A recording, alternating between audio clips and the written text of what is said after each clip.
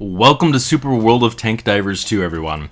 With the most recent update, Helldivers 2 has released a new weapon of mass destruction onto the battlefield, the Bastion Tank. Oh gosh. Oh my god. Now, this update wasn't just tanks, there was also a rocket-powered sledgehammer, a chain gun grenade launcher, and the beepy boopy red light boom boom bomb that I've seen used on friendly targets more often than enemies so far. Do you see what I see? Your head. You got something on your help. It's red! It's red like the bots! Shoot it! Shoot it! Shoot it! You got it. But none of that matters, because tanks.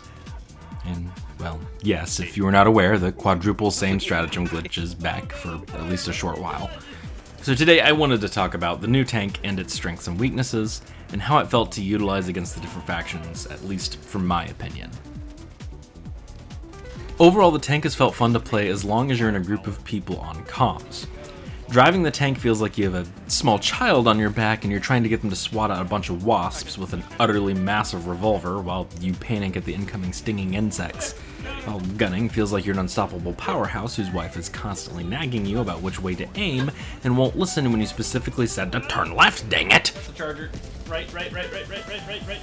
Oh no. Ah! Oh!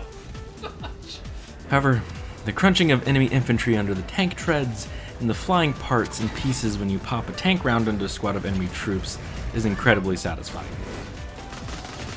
So the gun on the tank is situated forward facing with a narrow forward arc of fire. You can't swivel the cannon around to target enemies on all sides like in many other tank games. This is why communication with the driver is highly important to be able to point the big boomstick at the thing that needs to go big boom the fastest.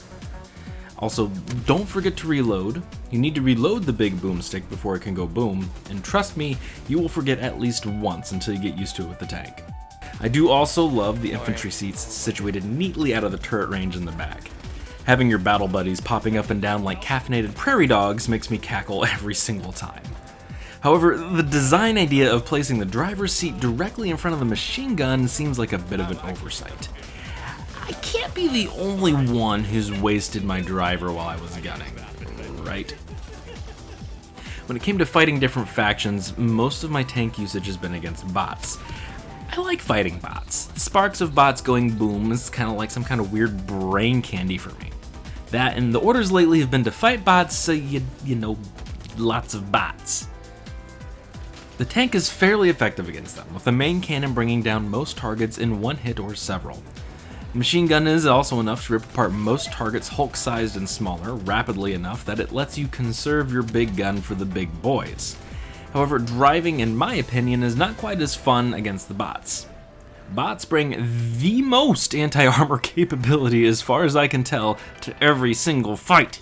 They have rocket troopers, rocket devastators, rocket-toting scout striders, rocket-eating hulks, tanks, artillery emplacements, grenade-yucking war striders, infantry-wielded grenades, which I'm not really sure how much those do anyway, and now a giant boombox with guns on wheels. And all of it's ranged! You can be taking fire from every single side while struggling to turn the tank around fast enough to hit each thing shooting you. That and the bot infantry tend to be a bit more spread out, so it's harder to crunch them all at once, and each squad usually has several rocket launcher troopers, making it more appealing to let the gunner or your infantry rip up the bot troopers instead of trying to just crunch them, which is my favorite part of driving the tank. After bots, we did a bug mission on Helldive difficulty to try the tank for it. For bugs, I had a good bit of fun both driving and gunning, as many of the smaller critters will literally jump into you only to get ragdolled away at the slightest twitch of your treads. And it's a high target environment for gunning. You do seem to burn through the machine gun bullets at an utterly ridiculous pace though, which caused me to start using the big booms on packs of little guys, and watching bugs go flying every which way like green fireworks was fantastic. The Bastion does face two problems in my opinion against bugs. First, the bugs are fast compared to most bot units. It feels like I'm going from fighting grandma with an RPG to fighting against a swarm of angry children hyped up on sugar-carrying butcher knives. An unexpected charger can be a real treat if it catches you on the flank and your driver is not on their A game for whipping your tank around. Dragon roaches can also be a slight problem, depending on the attacks they use. It can be a bit difficult to line up a shot due to how high the tank barrel can go, depending on where the roach goes, so if they stay high enough and dive bomb you or show up behind you for only a couple of seconds, it can be difficult to pop the little gnats with the tank barrel.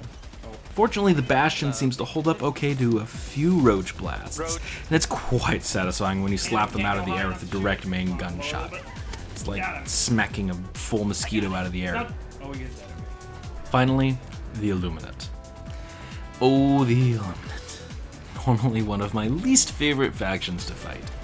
But fighting the illuminate in a Bastion tank is a combination of pure bliss and pure terror. I think the most satisfying thing I've done lately in this game, though, has been driving the Bastion over an entire pack of crunchies, the voteless, and watching them all go down instantly like I'm using a lawnmower. You can even bulldoze the squids with the pokey shooty sticks and a shield. The walkers go down in one shot if you pull the shield down with machine gun fire, and the enemy dropships are just as easy. A Bastion can generally clear most illuminate troops out with little recourse and can choose what they want to launch big boom gun shells into, since nearly every illuminate enemy can be pounded into dust with concentrated heavy machine gun fire. Except, of course, for the stinking Leviathans. Those suckers can absolutely shred the Bastion's armor with a few well-placed shots. If you can get the Bastion angled to shoot back at them, it can be rather satisfying to blow them out of the sky, though. Our crew is averaging about 4 shots to bring one down, though it may require more or less depending on where you're hitting it. The problem is angling to fire at that sucker while dealing with anything else on the ground. If you don't deal with the Leviathan, you're gambling with your own armor. Sometimes they miss every shot, sometimes they obliterate you with the first volley. Sometimes it feels like you're being hunted. The strafing runs can be annoying as well, but only really if your tank is stuck, unable to move left or right fast enough, or if they're coming directly from behind the Bastion. If they're coming from directly in front, well, that's like a mosquito bum rushing a fly swatter. Overall, I've quite enjoyed messing with the tanks. They can be incredibly fun to work with, as long as you don't drop them directly into enemy reinforcements, and as long as you have a team that actually communicates on comms. From my experience, we either got an insane amount of mileage from each tank, or it died before we could even pull the trigger. Compared to all the other options for cooldowns, how do you guys think the tank stacks up? Let us know in the comments below.